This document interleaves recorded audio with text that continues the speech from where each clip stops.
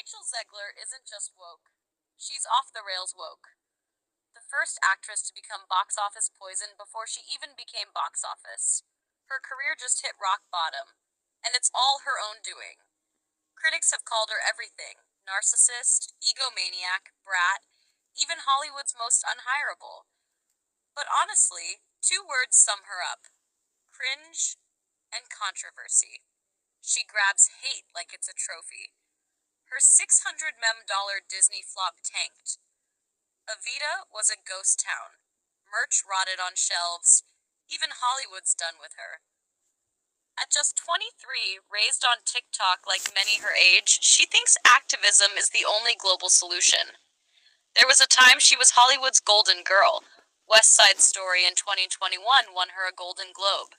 Spielberg hyped her like she was the next Julie Andrews. But that sparkle? Gone. After that, it was flop after flop. It's like she's collecting bombs for a Netflix doc. How to Ruin a Career in 5 Films. Rachel clearly believes she's Earth's gift to mankind. Insiders, and honestly, anyone with Google, can tell you 5 major bombs in a row. And the hate? She earned it. Not for her acting, but for her mouth. She gave interviews packed with humble brags about her own humility. Let's talk Snow White, her supposed Disney legacy. A fairy tale reimagined into a dumpster fire.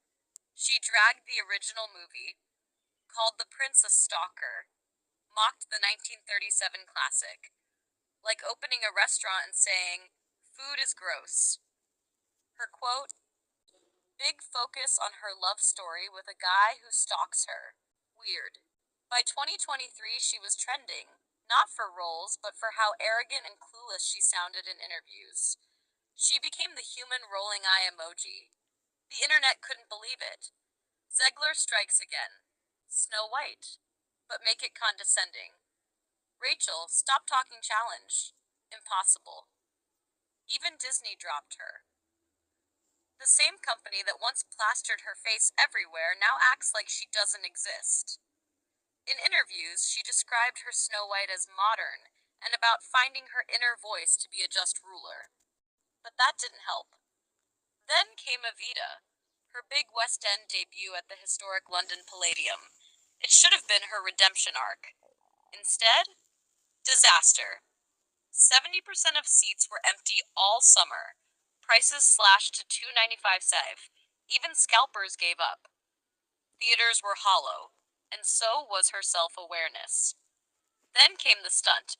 Instead of performing inside, she sang "Don't Cry for Me, Argentina" from the balcony to people on the street.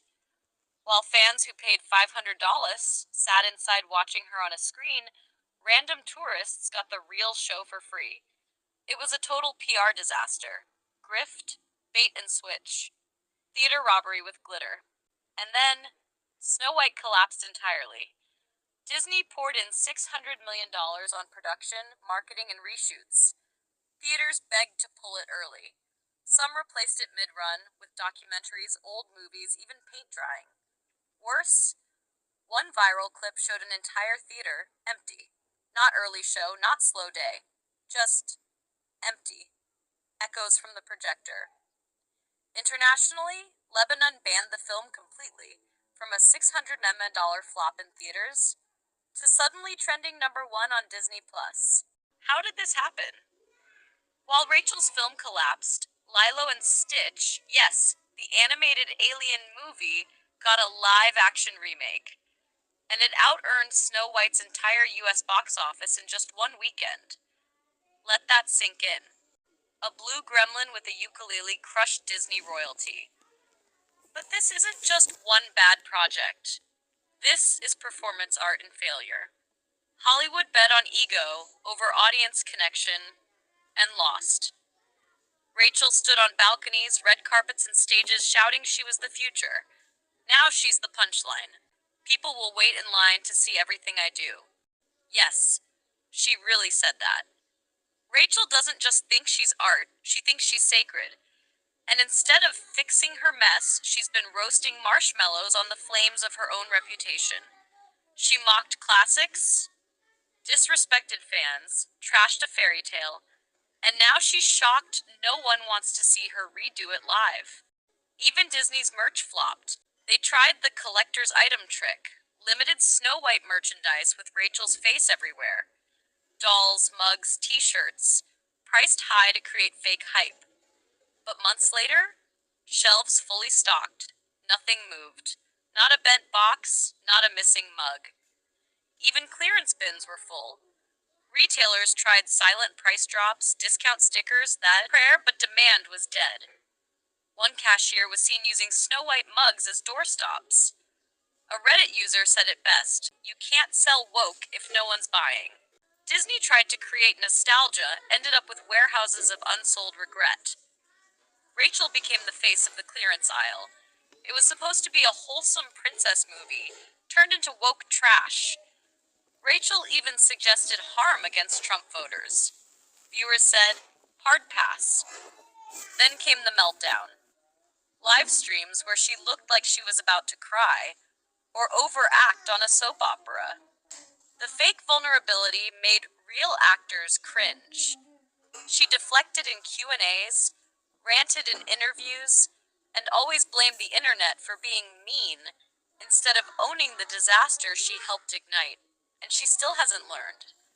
One moment she's a misunderstood victim, the next she's bragging about being the based princess. God gave me cheekbones and dimples.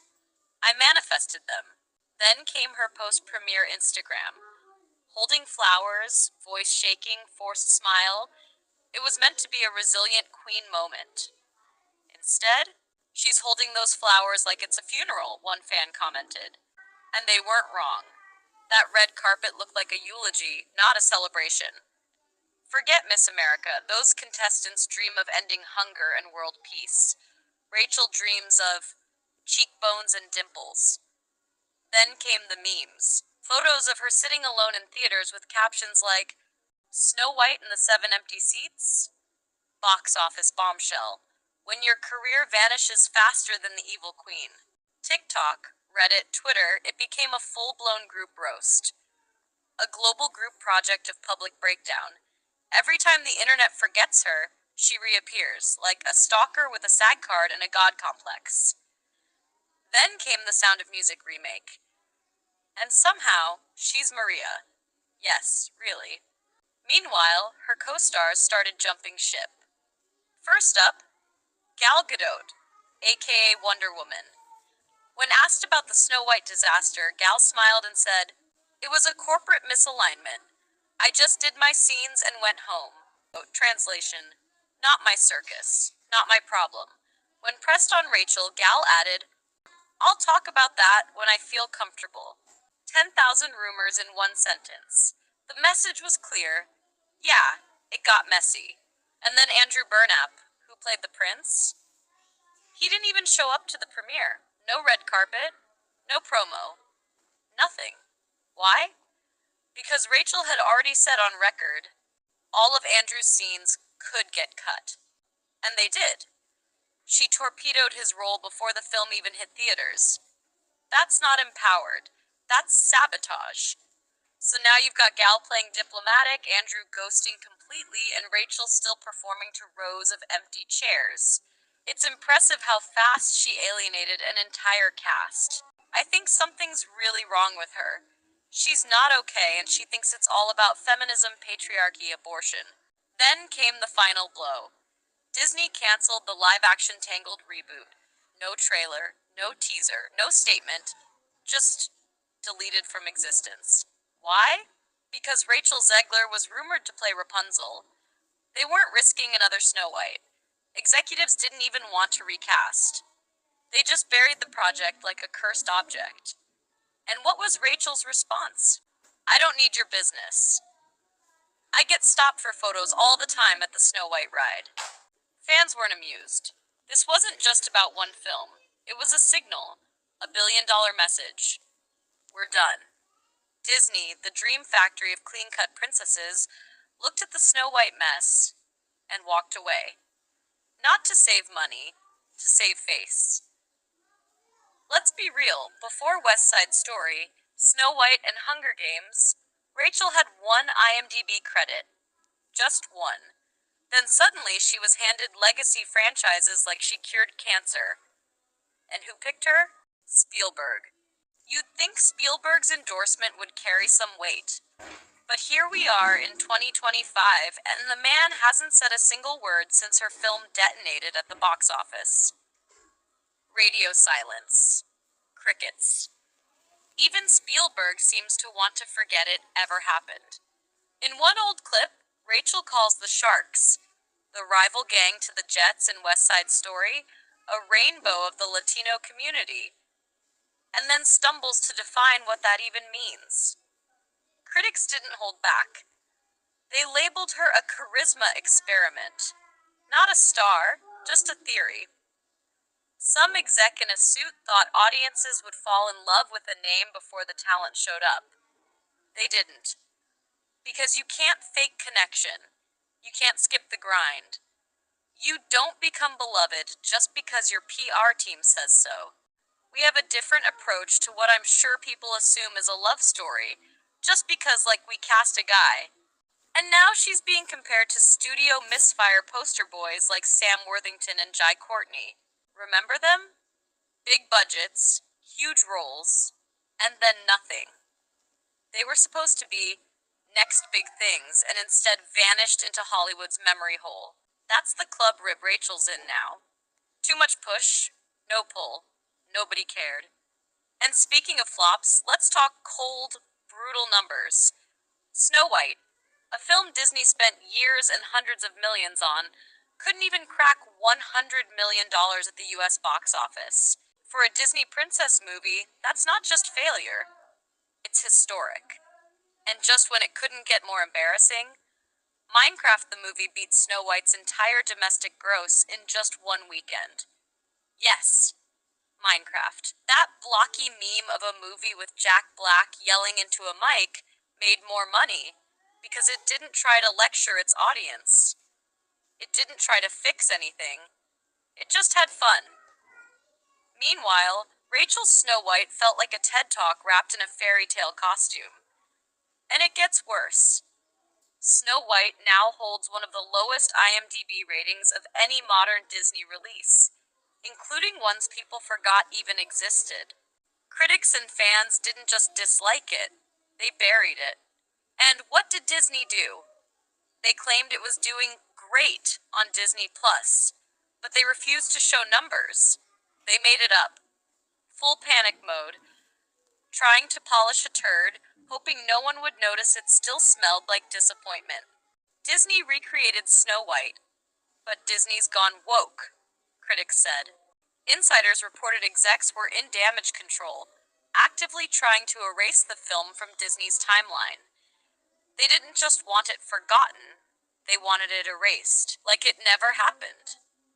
While Disney scrambled to fix the mess, Hollywood began ghosting Rachel Zegler. Not canceling. Ghosting. You know it's bad when casting directors stop calling. Not because you lack talent, but because you come with online baggage. That's the phrase going around now. Online baggage. No one wants their film trending for the wrong reasons, before the trailer even drops. Rachel's the star of a Disney movie, but acts like she's the victim. One commentator said, "That kind of mentality is toxic. She acts like her life is so hard." Her once promising career is now stuck in limbo. Not dead, not alive, just hovering, like that one cousin no one remembers to invite to the barbecue. She still shows up to award shows. But notice something? She's not headlining. No big roles, no new projects, just appearances that feel more like desperate reminders than real invites. And when a co-star dares to outshine her, out goes the compassion, and out come the claws. Hollywood hitman in heels.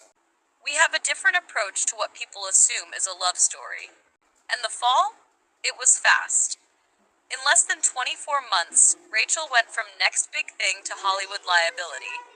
That's not an exaggeration. She didn't just make a mistake, she kept making them, doubling down on her worst instincts. And the worst part? She's not being canceled. No hashtags. No mobs. No outrage. She's being phased out. Quietly. One ignored email at a time. That's how Hollywood says, open quote, we're done here. No headlines, just silence. Andrew Burnap? Great dude. But all his scenes could get cut. And they were. So is it any surprise people are walking away from all this in droves? Because when you strip everything away, Rachel Zegler is a case study in how not to build a career. She had it all, movies, hype, endorsements. But what she didn't have, and what no amount of PR can fake, is real connection. She skipped the hard part, got the crown, without earning the kingdom. And now, the villagers are gone. Hollywood gave her the roles, the press, the stage. But they forgot the most important part. Fans. No loyal base. No real audience. And the result? Empty theaters, full shelves, and now, irrelevance. Because in the end, the audience always decides. Not casting directors, not billion-dollar campaigns. Not even Spielberg. It's the fans, the ones in the seats, the ones who buy the ticket. And when you ignore them, mock them, rewrite what they love, they don't riot, they don't scream. They just stop showing up. And someone else, someone who gets it, steps into the spotlight. Zegler's fall isn't slowing down, so hit that subscribe button before Hollywood wipes her off the map completely.